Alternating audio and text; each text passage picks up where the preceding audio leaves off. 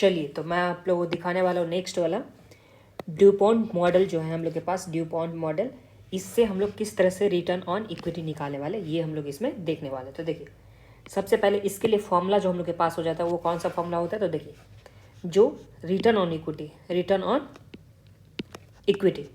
ये जो हम लोग के पास निकालने के लिए सबसे पहले जो हम लोग के पास नेट प्रॉफिट होगा इसमें हम लोग टर्नओवर से डिवाइड कर देंगे, ठीक है, जिसे रेवेन्यू भी बोलते हैं। और नेट प्रॉफिट को हम लोग नेट इनकम भी बोल सकते हैं। तो ये हो गया, इसमें मल्टीप्लाई करेंगे। देखिए सबसे पहले हम लोग के पास ये आ गया।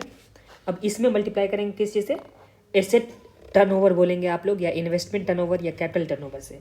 तो अगर मान के रखो सम्स में एसेट दे रखा होगा तो एसेट टर्नओवर से तो वो कैसे निकालते हैं। तो जो हम लोग के पास टर्नओवर होता था उसमें हम लोग एसेट से क्या करते हैं, मल्टीप्लाई करते हैं ना। तो ये हम लोग के पास एसेट टर्नओवर से मल्टीप्लाई हो गया। और जो लास्ट में हम लोग के पास आएगा वो क्या आएगा, तो इक्विटी मल्टीप्लायर। और ये इक्विटी मल्टीप्लायर हम लोग किस तरह से निकालते हैं।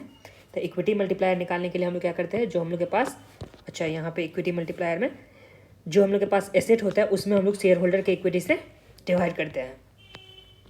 तो यहाँ पे आ गया एसेट्स, इसमें हम लोग डिवाइड करेंगे किसी से, तो यहाँ पे शेयर होल्डर इक्विटी से हम लोग क्या कर देंगे, यहाँ पे डिवाइड कर देंगे। तो ये हम लोग के पास आ जाएगा रिटर्न ऑन इक्विटी का फॉर्मूला। अगर देखिए इससे हम लोग और भी अगर देखिए इससे अगर हम लोग मेन फॉर्मूला निकालना चाहेंगे तो देखिए टर्नओवर तो कैंसिल हो जाएगा, इसमें तो कोई दिक्कत नहीं है। एसेट कैंसिल हो जाएगा, तो हम लोग के पास जो बचा वो नेट में क्या बचा, तो जो नेट प्रॉफिट है डिवाइड बाय जो शेयर होल्डर जो इक्विटी का होगा। तो नेट जो हम लोग के पास इनकम हो गया या net profit by equity share holder, इसी को तो हम लोग रिटर्न ऑन इक्विटी बोलते हैं ना। तो ये हम लोग के पास आ गया ना। तो इस तरह से हम लोग के पास फॉर्मूला हो जाएगा ड्यूपॉन्ट जो मतलब मॉडल है उसके हिसाब से। तो क्या हो जाएगा फॉर्मूला, तो एक बार फिर से देख लीजिए। तो सबसे पहले जो हम लोग के पास होगा नेट प्रॉफिट, इसमें हम लोग टर्नओवर से डिवाइड करेंगे तो हम लोग के पास नेट प्रॉफिट रेशियो आ गया। फिर टर्नओवर बाय एसेट करेंगे तो हम लोग के पास एसेट टर्नओवर हो गया।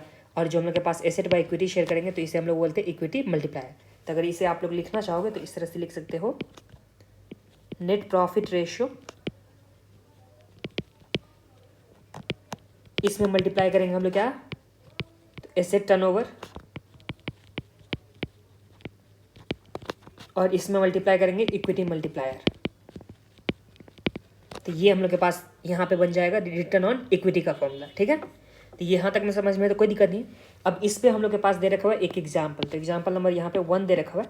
इस एग्जाम्पल में हम लोग के पास क्या दे रखा हुआ है, तो हम लोग के पास रेवेन्यू दे रखा हुआ है, नेट प्रॉफिट दे रखा हुआ है, एसेट दे रखा हुआ है, और यहाँ पे जो शेयर होल्डर का इक्विटी है वो तीनों दे रखा होता है। इससे हम लोग सिंपली कैलकुलेट कर सकते हैं। तो देखिए नेट प्रॉफिट हम लोग के पास कितना है, तो यहाँ पे 4212, इसमें डिवाइड कर देंगे किसी से, टर्नओवर से। टर्नओवर हम लोग के पास कितना है, तो 29261।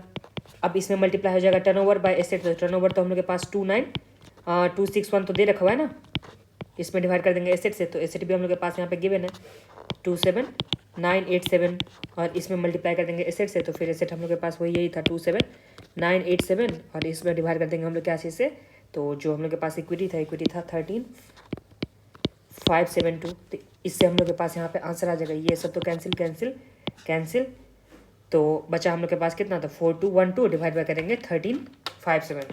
तो यहाँ पे 4212 इसमें डिवाइड करेंगे 13572। तो ये हम लोग के पास कितना आ गया, इंटू अगर 100 कर दे तो ये 31.03%। तो ये आ गया हम लोग के पास 31.03%। इसी को अगर आप लोग देखोगे किस तरह से यहाँ पे क्या हुआ है, तो पहले सबसे पहले क्या निकाला था, यहाँ पे नेट प्रॉफिट मार्जिन निकाला गया है, जो नेट प्रॉफिट रेशियो हो गया। तो ये हम लोग के पास आ गया था 14.39। वही जो हम लोग के पास इनकम था उसमें रेवेन्यू से डिवाइड करके निकाल दिए। वो दोनों एक ही चीज़ था, मतलब इतना वाला पार्ट पहले निकाला गया, फिर एसेट टर्नओवर ये वाला पार्ट यहाँ से निकाला गया, और फिर जो हम लोग के पास था इक्विटी मल्टीप्लायर जो यहाँ से निकाला गया। तो ये तीनों पार्ट निकाल करके तीनों को फिर जब मल्टीप्लाई कर दिया यहाँ पे तीनों को, तो यहाँ पे हम लोग के पास क्या आ गया, रिटर्न ऑन इक्विटी। तो ये समझने में तो कोई दिक्कत नहीं था। इसी के साथ हम लोग का एग्जाम्पल नंबर 1 कंप्लीट हो गया।